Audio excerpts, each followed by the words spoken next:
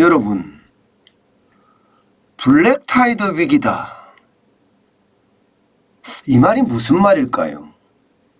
기획재정부의 방기선 제1차관이 쓴 말입니다. 이 말은 말입니다. 하나의 재난이 끝나기도 전에 또 다른 재난이 연쇄다발적으로 몰려오는 것을 블랙타이드 위기라고 이야기합니다. 그런데 기획재정부의 1차관이 바로 이런 얘기를 썼습니다. 포스코하고 세계경제연구원이 주최한 국제 컨퍼런스에서 말입니다. 이것은 어떻게 생각하면 진짜 심각하다고 이야기할 수가 있는 거예요. 그 이유는요, 두 가지를 말할 수가 있는데요. 하나는 기획재정부 1차관이면요, 경제팀 중에서 추경호 경제부총리 다음가는 쉽게 말하면 경제 지도자입니다. 게다가 정부를 대변하고요. 그런 지도자가 우리 경제에 지금 블랙타이드 위기가 터졌다 이렇게 이야기한다는 것은요, 굉장히 충격적이라고도 이야기할 수 있습니다. 그야말로 하나의 재난이 끝나기도 전에 다른 재난들이 마구마구 무더기로 몰려온다는 이야기인데, 이게 정부 관료가 이 정도까지 이야기했을 때는요, 지금 경제가 그만큼 심각하다는 이야기입니다. 게다가 말입니다. 게다가 지금까지 우리가 겪어봤던 위기들 있잖아요. 오일 쇼크라는 위기, 그리고 IMF 외환 위기라는 위기, 글로벌 금융 위기, 코로나19의 위기, 이런 아주 심각한 위기들보다도 지금 닥친 위기가 훨씬 심각하다는 거예요. 저는 이 이야기가 어떻게 생각하면 가장 충격적인 말이다 이렇게 생각이 들어요. 추경호 경제부총리가 복합위기다 이런 말을 썼고요. 윤석열 대통령이 경제태풍이 마당에 와 있다 이렇게 썼거든요. 저는 그거보다가도 더 심각한 게 방기선 차관이 이야기한 블랙타이드 위기입니다. 그만큼 말입니다. 지금의 위기를 아주 간략하게 대변했다고도 할 수가 있습니다. 여러분, 오일 쇼크는요, 쉽게 말하면 한 가지가 원인입니다. 물가. 물가. 물가가 원인이었습니다. 왜 물가가 원인이 됐느냐? 쉽게 말하면요, 이들은요, 이 전쟁 때문에 사실 오일 쇼크가 터졌거든요. 이게 중동 전쟁 그리고 이란 혁명, 이것이 동시에 일어나면서 1973년과 1978년에 두 차례에 걸쳐서 오일 쇼크가 일어났습니다. 그때는요, 1973년만 하더라도 2.9달러 하던 원유가 말입니다. 배럴당 2.9달러 하던 원유가 1년 만에 11달러로 치솟았습니다. 그야말로 3배 이상 올라간 거예요. 그렇게 올라가니까 물가가 24.3%까지 뛰었고요. 성장률도 그 당시에 쭉쭉 올라가던 성장률 12%가량 되던 성장률이 갑자기 7.2%로 뚝 떨어지고요. 급기야는 마이너스까지로 떨어지는 그런 상황을 맞았거든요. 이때는 유가가 너무 많이 올랐기 때문에 유가로 인해서 전 세계가 물가가 폭등했습니다. 그러면서 스태그플레이션이라는 말을 만들어냈습니다. 쉽게 말하면 단순하다는 거예요. 원인과 어떤 그 결과가. 그래서 처방도 굉장히 쉽다는 거예요. 처방도. 물가만 잡으면 되니까요. 물가만. 그래서 다른 어떤 때보다가 오일 쇼크는 심각했지만 처방도 굉장히 단순한 금리를 폭등적으로 인상을 하면서 잡아냈지요. IMF 외환위기도 마찬가지입니다. IMF 외환위기도 그냥 원인이 간단합니다. 복잡하지 않습니다. 이거 환율 아닙니까? 환율. 환율이 문제가 생겨서 동아시아 전체가 심각한 위기를 맞은 게 IMF 외환위기라고 이야기할 수 있습니다. 예, 그만큼 말입니다. 이게 환율에 대한 문제를 해결하면 IMF 외환위기도 해결할 수 있습니다. 쉽게 말하면 환율이 1997년에 달러당 800원 하던 것이 이듬해 2,000원까지 올라갔거든요. 그것은 외환 보유액이 그만큼 줄었기 때문에 이게 대한민국은 쉽게 말하면 국가 신용도가 떨어진 거예요. 정부의 처방은 간단했습니다. 수출을 늘리고 그죠? 외환을 유치하고 그러면서 이 위기를 다른 어떤 나라보다도 빠르게 넘겼습니다. 외환이 그만큼 들어오니까 외환 보유고가 쌓여있고요. 수출이 좋아지니까 이게 원달러 환율이 200원까지 2,000원까지 올라가니까 이게 뭐 수출이 뭐 날개 돋친 듯이 나갔다 그렇게 이야기할 정도로 많이 팔았거든요. 그래서 위기를 아주 단기간에 극복할 수 있었던 힘이 됐습니다. 그 어느 누구도 말입니다. 여기에 굉장히 복잡한 위기가 들어있다 이렇게 생각하지 않았습니다. 글로벌 금융위기도 마찬가지입니다. 글로벌 금융위기도 이게 결국 돈의 문제였잖아요. 리먼 브러더스 사태가 터지면서 쉽게 말하면 금융체계가 무너진 거예요. 금융체계가. 그러니까 여기도 마찬가지로 해결할 수 있는 방법은 말입니다. 그렇게 복잡하지가 않아요. 금융의 건전성만 확보하면 이게 그만큼 좋아질 수밖에 없는 그런 상황입니다. 그래서 실제적으로 말입니다. 이게 금융의 건전성 확보하기 위해서 이명박 전 대통령은요. 한미 통화스와프 300억 달러 체결하고요. 그러면서 우리는 끄떡없다.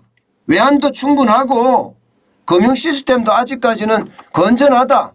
그렇게 이야기하면서 금융위기도 좀 쉽게 넘었습니다. 우리나라는요.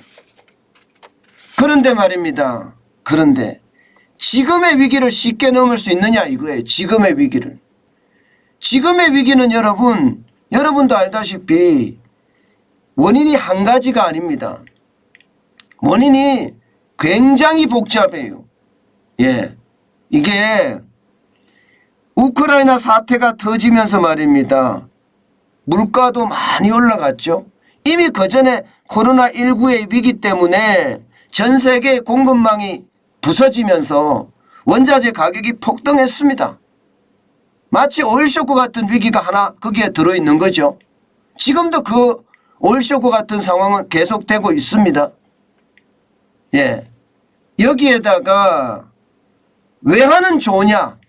외환도 그렇게 좋지가 않아요. 외환 보유고가 4,400억 달러가 된다고 하지만 IMF가 권유하고 있는 적정 외환 보유액에도 좀 못 미칩니다. 그렇기 때문에 언제든지 위기가 터질 수 있다고 이야기합니다. 위기가 터질 수 있다. 여기에다가 말입니다. 지금 부동산 시장의 거품이나 주식 시장의 거품은 또 얼마나 크냐 이거예요. 글로벌 금융위기 때처럼 지금 부동산도 주식도 거품이 쭉쭉쭉쭉 커나가다가 지금 조금 무너지는 모양새죠. 주식이 무너졌어요. 코인이 무너졌어요. 그 전에 채권이 무너졌습니다. 결국 거품이 지금 하나씩 무너뜨리고 있죠. 여기에 이제 부동산까지 무너지면 그야말로 자산시장이 완전히 무너진다 이렇게 이야기할 정도로 상황은 굉장히 열악합니다. 그런데 그 와중에 말입니다. 여러분 여러분도 아시겠지만 이게 마지막 희망줄이라고 이야기하는 재정 말입니다. 재정도 나빠요. 부채가 경제 주체들이 다 많지만 가계, 기업, 정부도 굉장히 많은 겁니다. 중앙은행의 부채가 지금 GDP 대비 50%를 넘어설 거예요. 아마 좀 갚으면 좀 떨어질 수도 있겠지만 여기에 천조국이 됐습니다. 올해 이대로 가면 1075조 7천억까지 늘어난다. 좀 줄어든다고 하더라도 1000조는 넘을 거다. 이렇게 예상을 하고 있습니다. 그러면 여러분 위기 때 정부의 역할이 굉장히 크잖아요. 정부가 돈을 풀어서 이 위기를 극복할 수 있게끔 마중물을 부어주는 거 말입니다. 그런데 지금 이 상태로 가면 마중물을 부어줄 수가 없습니다. 부어준다고 하더라도 한계가 있어요. 한계가. 그러니 이 위기를 극복하는 방법은 그 어느 때보다 진짜 어렵다 이렇게 이야기할 수 있는 겁니다. 그래서 윤석열 정부에서 내놓은 대안은요. 누군가가 마중물을 부어줘야 될 거 아니에요. 위기가 지금 한 가지가 없는 것이 아니라 오일 쇼크의 위기, 외환의 위기, 이 금융의 위기 저는 다 왔다고 생각을 하거든요. 그러면 마중물을 부어줘야 되는데 마중물을 부어줄 수 있는 사람은 가게는 할 수도 없어요. 돈이 없어요. 가게는. 빚도 너무 많고요. GDP 대비 106%가 넘는데 가게가 돈을 쓸 수 있는 여력이 있습니까? 없습니다. 그러면 기업은 있냐고요. 기업도 대부분의 기업들이요. 지금 부채에 허덕이고 있습니다. 좀비 기업, 한계 기업 이렇게 이야기하면 말입니다. 전체 기업의 40%가 넘는다는 이야기도 나올 정도로 심각하거든요. 좀비 기업, 한계 기업이라는 게 뭐예요, 여러분? 이자는 고소하고요. 원금은 고소하고 이자도 못 갚는 그런 기업이 천지라는 겁니다. 그렇다고 정부가 지금 돈 풀 수 있는 여력도 안 되고 그러면 돈 풀 수 있는 것은 결국 말입니다. 대기업밖에 없어요. 아무리 찾아봐도 대기업밖에 없는데 재정을 엄청 또 퍼부어서 쓴다는 것은 국가 신용도가 떨어져서 더한 위기를 맞을 수도 있기 때문이거든요. 그래서 10대 그룹들이 뭐 나는 돈 풀겠다 이렇게 이야기하면서 지금 투자를 하겠다고 이야기하는 거거든요. 그나마 말입니다. 지금 위기를 타개할 수 있는 유일한 돌파구가 아닌가 저는 그런 생각은 해봅니다. 기업들이 투자하고 기업들이 수출하고 기업들이 내수를 부양시키는 그런 모양새로 간다면 말입니다. 지금 위기는 그렇게 할 수밖에 없어요. 또 하나 있는 방법이 결국 한미 통화 스와프를 연동시키는 거거든요. 윤석열 정부하고 지금 바이든 정부가 통화 정책에 대한 긴밀한 협력을 한다고 했는데 아직 결과물이 없습니다. 빨리 결과물을 만들어야 돼요. 이명박 대통령이 300억 달러의 한미 통화 스와프를 체결했듯이 지금 적어도 지금은 경제 규모가 커졌으니까 600억 달러의 통화 스와프를 체결하는 그것밖에 저는 금융시장을 안정시킬 수 있는 요소가 없다고 생각해요. 그러면서 말입니다. 이게 기업의 비용을 더 낮춰주고 법인세 낮춰주고 주 52시간제 탄력적으로 운영을 하고요. 최저임금 낮춰주는 거 이거 굉장히 중요하거든요. 그래야지만이 말입니다. 지금 제가 봐서는 오일 쇼크의 위기, 외환 위기, 금융 위기 이게 동시에 덮쳐 있는 블랙 타이드의 위기를 넘어가지 않을까 저는 그렇게 생각을 합니다. 방기선 차관이 이렇게까지 이야기했을 때는요. 그만큼 말입니다. 그만큼 상황이 좋지 않다는 이야기예요. 그냥 이대로 계속 가잖아요. 이대로 계속 갔을 때 과연 어떤 문제가 발생을 할까. 더불어민주당은 지금 재산세를 인하해 준다든가 세금 폭탄을 줄여준다든가 법인세를 인하해 주는 것을 당 차원에서 반대한다고 해요. 저는 그런 것을 보면서 말입니다. 그러면 재정을 풀으라는 재정밖에 없다는 이야기인데 여러분 재정은요. 지금 적자가 계속 가면 갈수록 심각해지고요. 그렇게 되면 2010년대 12년 13년 이때 말입니다.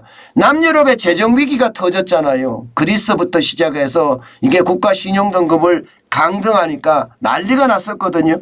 그러면서 국채금리가 폭등하고요. 금융기관의 건전성까지 악화되는 악순환이 시작됐던 적이 있습니다. 저는 그런 상황이 올 수도 있다고 생각을 합니다. 때문에 지금 모두가 정신 바짝 차려야 됩니다. 지금 정부만 위기라고 이야기하고 있는지도 모르겠어요.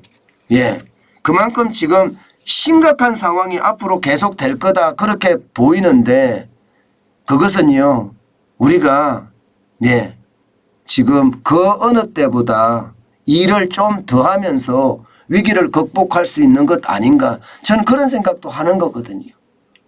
저는 방기선 차관이 이렇게까지 이야기한 것 이것은요 그만큼 우리 경제 상황이 심각하다는 것을 대변해 주는 겁니다. 앞서 제가 정부에 책임 있는 자리에 있는 사람이 이렇게까지 이야기하는 것은 그만큼 충격적이라는 뜻이고요. 또 하나는요. 또 하나는 실제 말입니다. 우리 경제 상황이 좋지 않다는 것을 반영하고 있다. 저는 그렇게 이야기합니다. 제가 여러분들에게 여러 차례에 걸쳐서 말입니다. 저수지 뚝에 구멍이 나 있다. 이게 점점 커지고 있다. 언젠가는 뚝을 허물어뜨릴 수도 있다. 이런 이야기를 계속해 왔거든요. 그런데 그런 이야기들이 지금 점점 하나씩 현실화되고 있는 느낌입니다. 그만큼 복합위기라고 이야기하는 또 블랙타이드의 위기라고 이야기하는 경제 태풍이라고 이야기하는 그 어마어마한 충격이 우리 곁에 다가와 있다. 이런 얘기입니다. 참 그런 걸 생각하면 참 안타깝다는 생각 저는 절로 나옵니다.